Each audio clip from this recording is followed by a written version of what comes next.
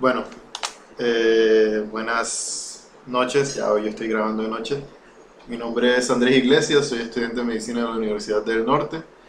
Pues bueno, para el que no sepa, para el que no esté enterado de por qué estoy haciendo estos videos de anatomía del sistema cardiovascular, es principalmente porque en mi semestre, estoy en cuarto semestre, pues estamos haciendo los parciales finales, estamos haciendo el parcial oral y pues es con doble propósito, ¿no? O sea, a mí personalmente me gusta estudiar explicando, pues principalmente explicando para poder como que afianzar el conocimiento y además pues quería darles como una ayuda en formato de video a mis compañeros de semestre, que algunos me habían pedido que explicara algunas cosas, pero como estaban muy ocupados con otros temas, estudiando para otros parciales, pues no nos podíamos reunir en una llamada y explicar esto. Entonces les dije, bueno, yo lo grabo y se los mando y al final dije, bueno, mejor más rápido por YouTube y de ahí surgió pues que, ajá, que creé el canal. Entonces sí, para el que no sepa, bueno, de hecho es una razón de que en este video, el contenido de este video va a tener nada más irrigación del miembro inferior, porque componente linfático de zonas como que clínicamente relevantes, o sí, clínicamente relevantes, pues en nuestro parcial oral, el de ahora, pues no entra, aparece, entonces este sí lo quiero hacer porque me parece interesante para mí, pero en cuanto a para el parcial, como dije, estos videos nacieron de querer estudiar y para que ustedes estudien para el parcial, pues no, mi relación de miembro inferior, entonces termino este video y esto lo dejo en otro lado para que no como que, ay, esto no entra al parcial, no lo uso pues. Entonces me imagino que haré otro video, no sé. Creo que sí, yo al final terminaré haciendo videos de, como me encanta anatomía, terminaré haciendo videos de todo, de respiratorio, musculoesquelético, todos los sistemas que hemos dado. Y sí, bueno, entrando ya a la materia como tal, arteria ilíaca externa. Entonces, yo en el video anterior hablé de arteria ilíaca interna y hablé la mayoría de lo que más pude de arteria ilíaca interna, pero nunca hablé de la externa y eso tiene una razón, es porque la arteria ilíaca externa, los libros nos indican que es principalmente usada o se menciona en la irrigación del miembro inferior. Entonces, bueno, acá las traigo, pero no significa que sea la única zona que irrigue, porque por ejemplo, la arteria ilíaca externa da dos ramos importantes. Bueno, antes de decir eso, quería recalcar que, bueno, la bifurcación de las arterias ilíacas se da en L5, más o menos en el disco intervertebral entre L5 y S1, y de ahí para abajo hasta el ligamento inguinal se da lo que es la arteria ilíaca externa como tal. Del ligamento inguinal hacia abajo ya no se considera arteria ilíaca externa, sino que se llama arteria femoral. Bueno, antes de ella pasar por el ligamento inguinal y convertirse en arteria femoral, ella da dos ramas importantes que irrigan principalmente, digamos, a los músculos de la cavidad abdominal, que son el iliopsoas, el ilíaco y el psoas, antes de que se convierta en el iliopsoas, y a los músculos de la pared anterolateral del abdomen, lo que es oblicuo interno, oblicuo externo, transverso, recto del abdomen, los irriga mediante estas ramas. Entonces da dos ramas, la arteria epigástrica inferior y la arteria circunfleja ilíaca, y circunfleja ilíaca profunda. Voy a explicar esta imagen tal vez un poco como que no intuitiva, porque lo que estamos viendo es la pared abdominal, pero vista desde adentro del cuerpo, como si estuviéramos adentro del cuerpo, estamos viendo hacia el frente. Entonces lo que estamos viendo es la cara posterior de los músculos del abdomen. Entonces, por ejemplo, aquí estamos viendo el transverso, el recto del abdomen y vemos cómo la epigástrica inferior se junta a nivel de la vaina de los rectos, se mete por ahí y, digamos, de alguna forma termina irrigando la cara posterior de los músculos del abdomen. ¿Okay? En cuanto a la circunfleja ilíaca, ella lo que hace es tener un trayecto, digamos, recurrente hacia posterior y para terminar irrigando toda esta zona, incluso el cuadrado lumbar a través de unas ramas musculares. Siguiente. Aquí. Bueno, ya hablando como tal de irrigación de miembros inferiores, quiero hablar antes de unas regiones topográficas importantes que nos ayudan a entender. Yo sé que, por ejemplo, en triángulos del cuello uno no se tiene que aprender los límites, pero yo creo que funcionan, digámoslo así, para no olvidar ciertos detalles del trayecto y de las ramas. Ustedes saben que, por ejemplo, las ramas, dependiendo de la porción del trayecto uno, 2 y 3 varían. Entonces, la arteria oftálmica, por ejemplo, rama de la arteria carótida interna, se da en la última porción, en la porción cerebral. Y así en muchas arterias. Entonces, por eso los traigo esto. Entonces, la primera región anatómica de la que vamos a hablar de todas someramente, algo general, porque primero vamos a hablar de los espacios del ligamento inguinal, los espacios que deja el ligamento inguinal cuando él pasa de la espina ilíaca anterosuperior hacia la sínfisis del pubis. Él deja un trayecto y deja un espacio debajo de él que se llaman lagunas. Entonces tiene una laguna muscular, una laguna para el nervio cutáneo femoral, una laguna cutáneo femoral, una laguna para el cutáneo femoral, una laguna para el muscular, para el iliopsoas, una laguna vascular para los vasos femorales, y una última laguna que es un conducto femoral, que es una dependencia de una fascia del abdomen que vamos a ver un poco más adelante porque es importante. Y ya el último, digamos, el último espacio debajo de ese ligamento inguinal es el ligamento lacunar, que es como rellenando un espacio en realidad. Bueno, siguiente tenemos el triángulo de Scarpa o triángulo femoral, en donde vamos a encontrar, digamos, los vasos, el paquete vasculonervioso del muslo. Desde medial hacia lateral tendríamos vena, arteria y nervio. Está conformado, es un triángulo, está conformado por el sartorio, los aductores y el ligamento inguinal hacia arriba. ¿Listo? De él vamos a hablar un poco más adelante cuando estemos hablando de las ramas de la arteria femoral. Aquí lo que estoy mostrando es la fosa poplitea o fosa romboidea. Lo estamos viendo desde una vista posterior. Es una fosa de la rodilla. Aquí lo que estamos viendo es el músculo semimembranoso que forma una pared superomedial, el bíceps femoral que forma lo que vendría siendo el límite superolateral, y los límites inferiores están formados por las dos cabezas lateral y medial del gastrocnemio, mientras que aquí el músculo plantar, importante para digamos, el equilibrio o el equilibrio de fuerza, sí, por decirlo de alguna manera, de la rodilla, nos hace una especie de límite inferior accesorio. ¿Listo? Pero aquí lo importante, como siempre digo, es tener en cuenta la forma romboidea de esta fosa y entender que aquí va el eje vasculonervioso o paquete vasculonervioso con una secuencia de N a B, siendo N, nervio, lo más superficial, digámoslo de alguna manera, A y B se vendrían siendo los más profundos. ¿Ok? Vuelvo y digo, desde una vista posterior, ¿ok? Cuando lo vemos desde posterior, esta fosa poplitea sigue ese orden, ¿listo?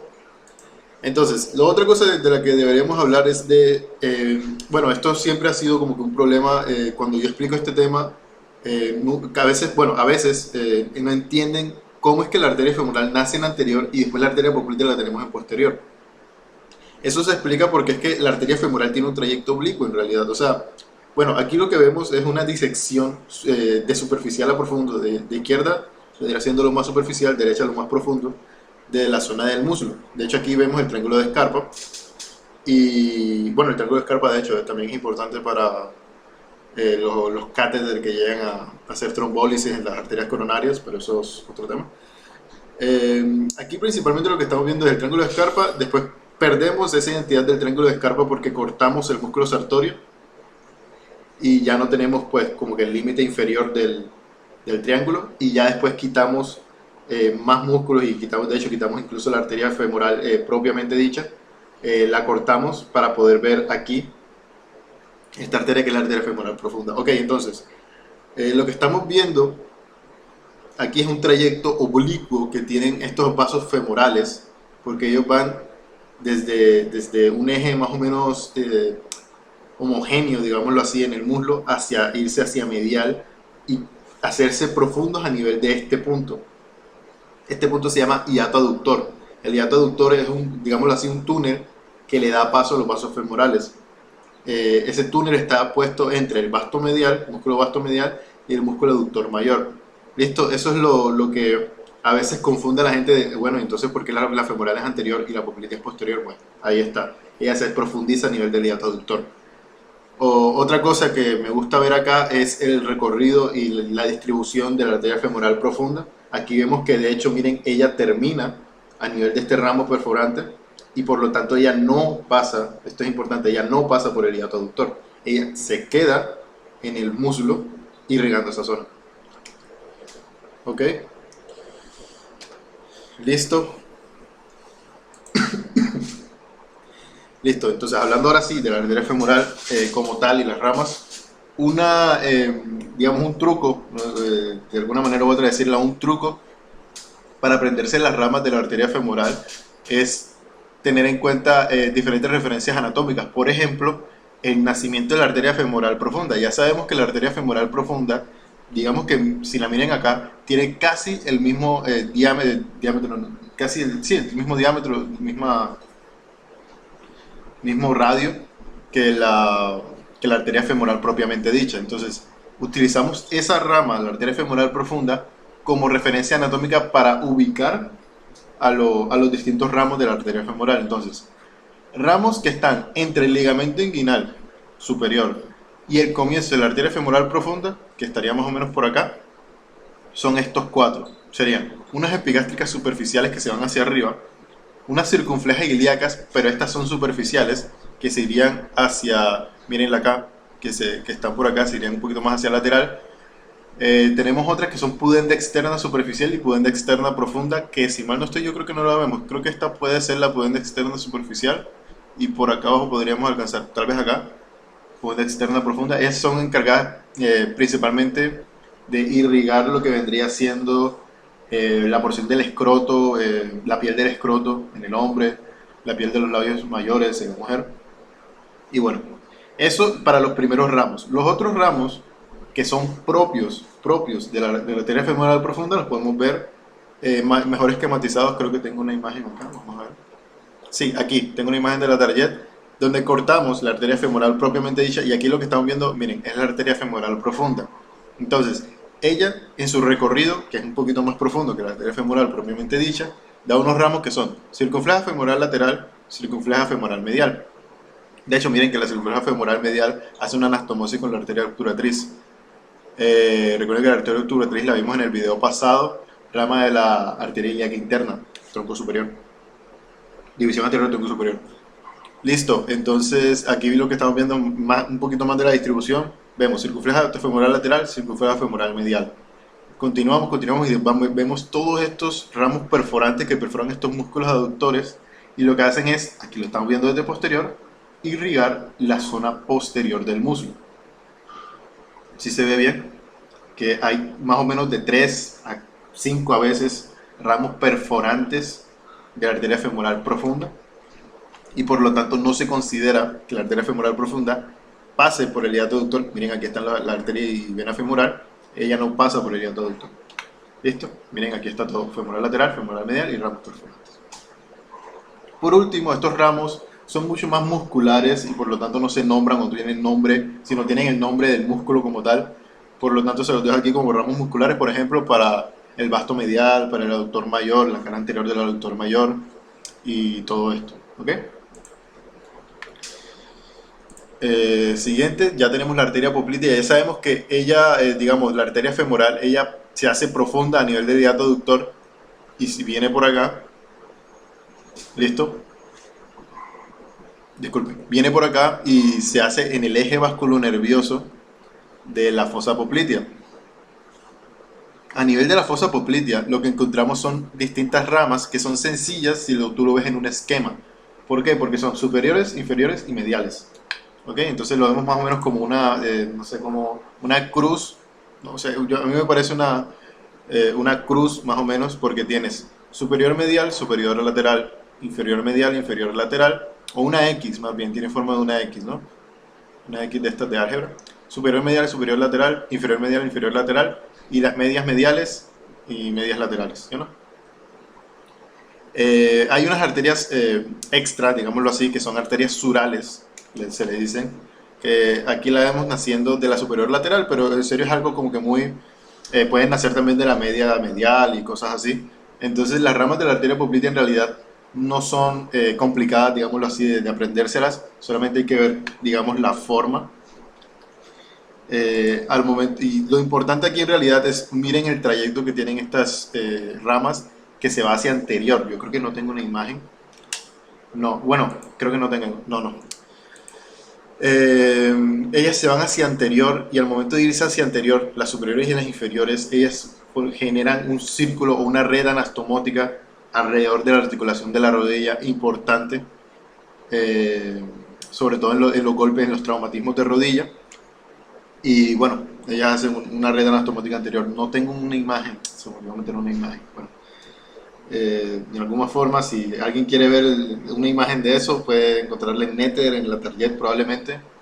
Me acuerdo una de la Target que se ve bastante bien, entonces... ajá. Bueno, arterias de la pierna.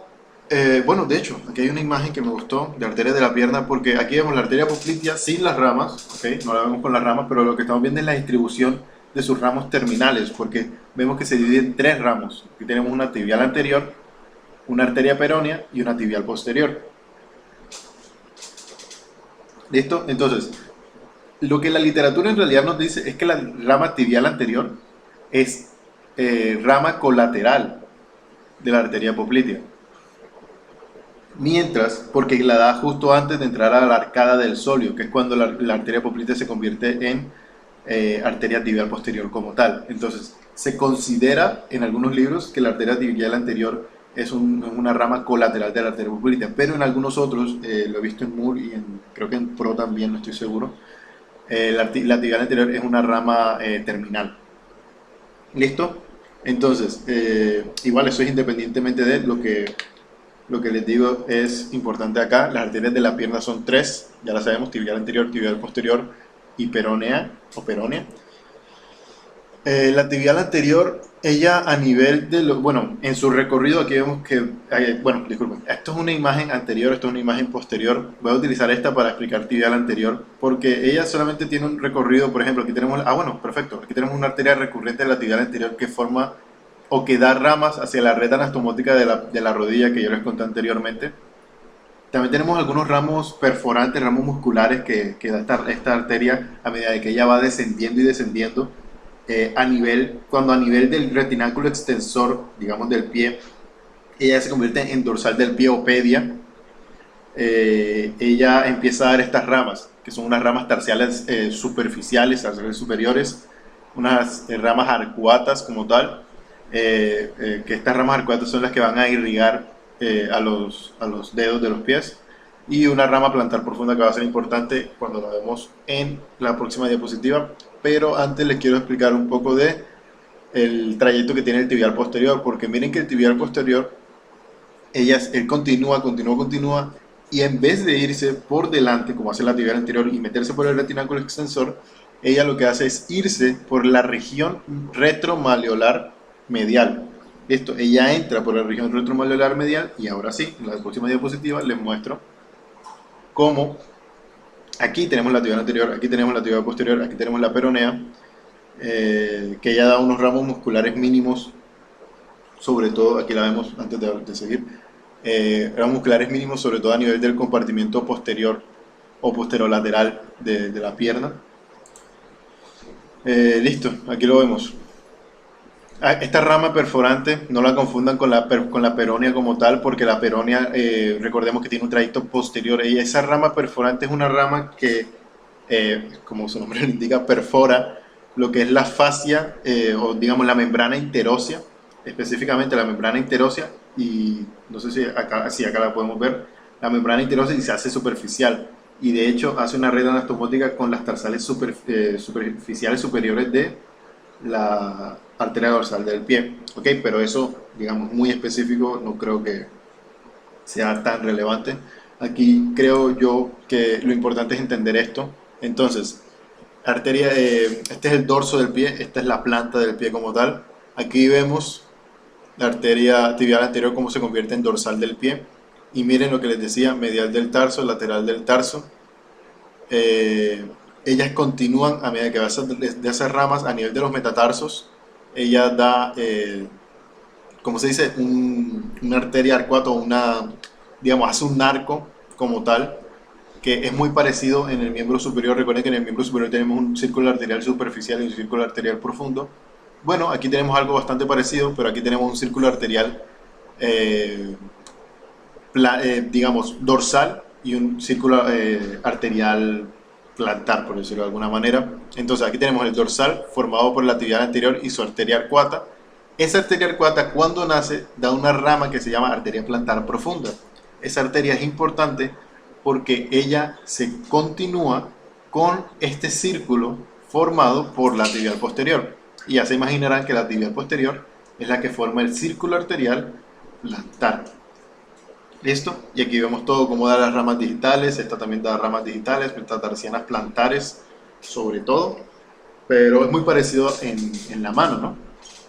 Bueno, eso en cuanto a las arterias. A las venas, recuerdan, bueno, de hecho es completamente igual que en el miembro superior. En el miembro superior recuerden que teníamos una red venosa superficial y una red venosa profunda, ¿sí o no? Y la red venosa profunda como tal acompañaba las arterias, y en algunos casos se acompañaba una arteria por dos venas, y en otros casos no, dependiendo del calibre, digamos, de la vena principal y cosas así. Pero en este caso lo que estamos viendo es la red venosa superficial. En el brazo, para hacer un recorderis rápido, teníamos una basílica y una cefálica. ¿Ok? Aquí en vez de esas dos ramas tenemos una rama que se llama safena menor y una rama que se llama safena magna. ¿Ok? Y ellas, digamos, entran o penetran en la red venosa profunda, porque al fin y al cabo ellas tienen que drenar en la red venosa profunda sí o sí, en ciertos puntos. Por ejemplo, aquí tenemos una vista posterior de la pierna, y aquí vemos cómo todas estas ramas, bueno, todos estos afluentes forman como tal a la vena safena menor, y cómo la vena safena menor en realidad viene digamos, viene drenando la sangre de una cara posterior y, digámoslo, más bien lateral del, de la pierna. Ella viene drenando toda esa sangre y se hace profunda a nivel de la fosa poplitea. Después da estos ramos superficiales, pero estos ramos superficiales ya no se consideran venas safenas menores. Esta es la única vena safena menor. Listo, entonces la vena safena menor, que trae toda esa sangre, penetra en la fosa poplitea digamos, se convierte en un afluente de lo que es la vena poplitea, ¿ok?